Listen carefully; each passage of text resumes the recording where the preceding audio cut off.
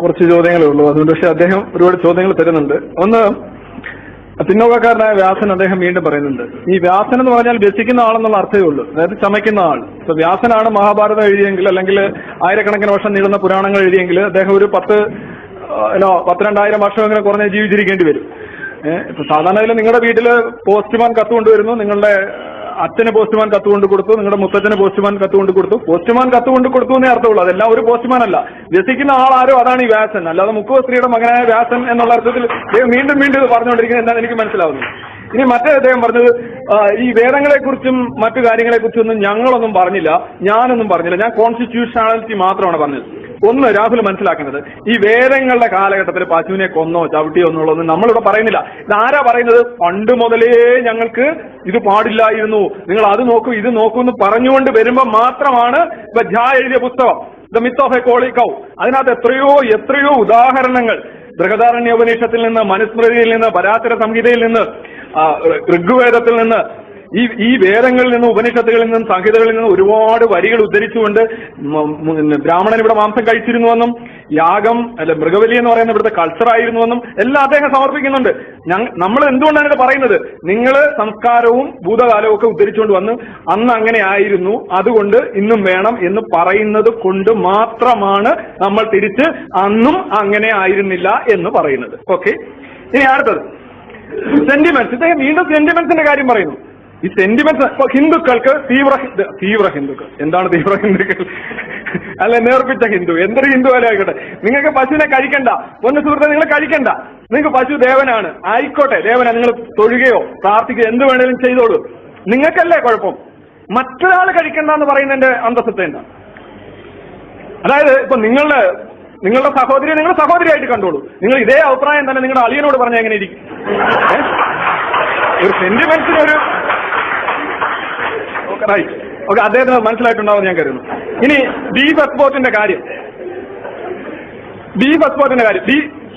ഇദ്ദേഹം പറഞ്ഞു ഇന്ത്യയിൽ ഏറ്റവും കൂടുതൽ ബീഫ് എക്സ്പോർട്ട് നടത്തുന്നത് ഇപ്പൊ 1ാം സ്ഥാനമാണ് ഇന്ത്യക്ക്. ബീഫ് ഉത്പാദനത്തില് നമ്മൾക്ക് 1ാം സ്ഥാനമില്ല, പക്ഷേ എക്സ്പോർട്ട് ചെയ്യുന്നതിൽ 1ാം സ്ഥാനമുണ്ട്. നമ്മുടെ ബീഫിൽ കൂടുതലും പോത്തിറച്ചിയാണ്. ആരാണ് ബീഫ് എക്സ്പോർട്ടിനെതിരെ സംസാരിച്ചത്? നരേന്ദ്രമോദി. ബീഹാർ 2014 ഇലക്ഷനൊക്കെ പറഞ്ഞു ഇവിടുന്ന് പിങ്ക് റവല്യൂഷൻ വരുന്നു, ഇവിടുന്ന് മാംസം കയറ്റുമതി ചെയ്യുന്നു, മൻമോഹൻ സിംഗ് കാണിക്കുന്നു, എന്റെ ഹൃദയം പിളരുന്നു, ഡെസ്കിലൊക്കെ ഇടിച്ചോണ്ടാണ് അദ്ദേഹം പറഞ്ഞത്.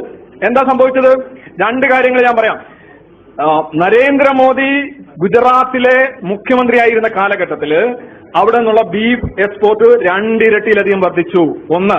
നമ്പർ 2, നരേന്ദ്രമോദി ഇന്ത്യൻ പ്രധാനമന്ത്രി ആയതിനു ശേഷം ഏതാണ്ട് 1.5 വർഷമായി, ഏതാണ്ട് 10 മാസത്തിനുള്ളിൽ ഇന്ത്യയിൽ നിന്നുള്ള ബീഫ് എക്സ്പോർട്ട് 15.4% കണ്ട് വർദ്ധിച്ചു. ഇദ്ദേഹം എന്തായി പറഞ്ഞു? എന്താണ് നിങ്ങൾ പശുവിന് വേണ്ടി വികാരം കൊള്ളുന്നത്? യഥാർത്ഥത്തിൽ പശുവിന് വേണ്ടി വികാരം കൊള്ളുന്നത് പശുവിനോടുള്ള സ്നേഹമല്ല, അതാണ് രസം. ഇത് അടിസ്ഥാനപരമായിട്ട് രാജ്യത്തെ വിഭജിക്കുക എന്നുള്ള തന്ത്രമാണ്, പശുവിനോടുള്ള സ്നേഹമല്ല. ഉദാഹരണമായിട്ട് നിങ്ങൾ ഈ പാണ്ടിലോറിയൊക്കെ വരുമ്പോൾ പട്ടി പുറകെ ഓടും, അതിനകത്ത് കയറുന്ന ഡ്രൈവ് ചെയ്തതൊന്നുമല്ല, പട്ടിയുടെ ഒരു രീതിയാണ് ഓടുന്നത്. അത് പശുവിനോട് യഥാർത്ഥത്തിൽ അവർക്ക് സ്നേഹമൊന്നുമില്ല, രാഷ്ട്രീയ നേട്ടം മാത്രമേ ഉള്ളൂ. ഇനി ഇദ്ദേഹം ഗാന്ധിജിയുടെ പോത്തിറച്ചി ആയിക്കോട്ടെ, നല്ല കാര്യം. ഈ പോത്തിറച്ചി പോത്തിന് എന്താ ജീവനില്ല. ഇപ്പൊ നിങ്ങൾ അഹിംസയെ കുറിച്ച് പറയുന്നത് കൊല്ലരുതെന്ന് പറയുന്നു. ഈ കൊല്ലൽ എവിടെ തൊട്ടാണ് തുടങ്ങുന്നത്? ബാക്ടീരിയ കൊല്ലാവോ, വൈറസിനെ കൊല്ലാവോ, പുഴുവിനെ കൊല്ലാവോ, പാറ്റയെ കൊല്ലാവോ? എവിടെ തൊട്ടാണ് ഈ കൊല്ലൽ മോശമായി വരുന്നത്? എത്ര വലുപ്പമുള്ള ജീവിയായിട്ടാണ് വരുന്നത്? ഗാന്ധിജി സെപ്പറേറ്റ് ഇദ്ദേഹം പറഞ്ഞു രാഷ്ട്രീയം. യഥാർത്ഥത്തിൽ ഇദ്ദേഹം വലിച്ചെടുത്തോണ്ട് പോവുകയാണ്. സബ്ജക്ട് ഇവിടെ കിടക്കും, രാഹുലിന്റെ വഴി അടിച്ചോണ്ട് പോകും. അത് രാഹുൽ സ്ഥിരം ചെയ്യില്ല, അപ്പൊ രാഹുലിനെ മാറ്റാനൊന്നും പറ്റില്ല. അപ്പൊ പോട്ടെ, ഇദ്ദേഹം പറഞ്ഞത് കമ്മ്യൂണൽ അവാർഡ്, റാംസെ മക്ഡൊണാൾഡിന്റെ കമ്മ്യൂണൽ അവാർഡ് പറഞ്ഞപ്പോ ഗാന്ധിജി നിരാഹാരം കിടന്നു വെച്ചാൽ വളരെ പ്രസക്തമായ ഒരു ചോദ്യം ഇവിടുന്ന് ഒരാൾ ചോദിച്ചു. ഞാൻ അദ്ദേഹത്തെ അഭിനന്ദിക്കുന്നു. എന്താ ഗാന്ധിജി? ഞാൻ മരണം വരെ, അതായത് ദളിതർക്ക് പ്രത്യേകമായിട്ടുള്ള മണ്ഡലങ്ങളും റിസർവേഷനും കൊടുക്കാൻ പാടില്ല എന്ന് ഗാന്ധിജി പറഞ്ഞതിന് ഉന്നയിച്ച വാദം എന്താണ്? വിഭജിക്കുന്നു. എവിടെ വിഭജിക്കുന്നു? ഇത് അർഹത നിഷേധിക്കപ്പെട്ടവർക്ക് സീറ്റ് കൊടുക്കുമ്പോൾ എന്താ വിഭജനം എന്നുള്ള മറ്റൊരു ഉമ്മാക്കി എടുത്തുകൊണ്ട് വരുന്നത്? അന്ന് അംബേദ്കറേക്ക് എല്ലാവരും പറഞ്ഞു, ഇദ്ദേഹം പോയി നിരാഹാരം കിടന്നു. ഗാന്ധിജി നിരാഹാരം കിടന്നപ്പോൾ ജനത മുഴുവൻ പറഞ്ഞു ഗാന്ധിജി മരിക്കുന്നു, അദ്ദേഹത്തിന് ജീവൻ രക്ഷിക്കും. അംബേദ്കർ നിങ്ങൾ വലിയൊരു വില്ലനാണെന്ന് പറഞ്ഞു. അംബേദ്കർ പറഞ്ഞൊരു വാചകമുണ്ട്, ഈ തെരുവ് വിളക്കിന്റെ ഈ കാലിൽ എന്നെ തൂക്കിക്കൊന്നാൽ പോലും ഞാൻ എന്റെ ജനതയെ ഒറ്റുകൊടുക്കില്ല എന്ന് അദ്ദേഹം പറഞ്ഞു.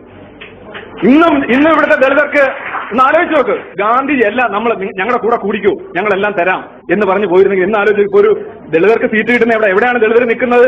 സംവരണ സീറ്റ് മാത്രമാണ് നിൽക്കുന്നത്. ഇവിടെ എത്ര ജനറൽ സീറ്റ് ദളിതർ നിൽക്കുന്നുണ്ട്? ഗാന്ധിജിയുടെ ഒക്കെ പൊള്ളത്തരം മനസ്സിലാക്കാൻ കമ്മിറ്റഡ് ആയിട്ടുള്ള 2 കമ്മിറ്റഡ് പൊളിറ്റീഷ്യൻസ് ഇന്ത്യയിലുണ്ടായിട്ട്, ഒന്ന് നെഹ്റുവും അംബേദ്കർ. അവരുടെ വെളിച്ചം ഇന്ത്യൻ ഭരണഘടനയിലുണ്ട്. നിങ്ങളത് മനസ്സിലാക്കിയിട്ടില്ല. ഇനി ഒരു ചോദ്യം ഇവിടെ വന്നിരിക്കുന്നു. റിലീജിയസ് അതെല്ലാം പറഞ്ഞു. ഇനി ഇദ്ദേഹത്തിന്റെ സാറേ കേരളത്തിൽ ഇപ്പൊ അമ്മ എന്ന് പറഞ്ഞാൽ അമൃതാനന്ദമയി, മാതാവ് എന്ന് പറഞ്ഞാൽ പാച്ചു, മമ്മി എന്ന് പറഞ്ഞാൽ ഈജിപ്ഷ്യൻ ശവം. ഇനി സ്വന്തം അമ്മയെ തിരുവനന്തപുരം ഭാഷയിൽ തള്ള എന്ന് വിളിക്കേണ്ടി വരുമോ?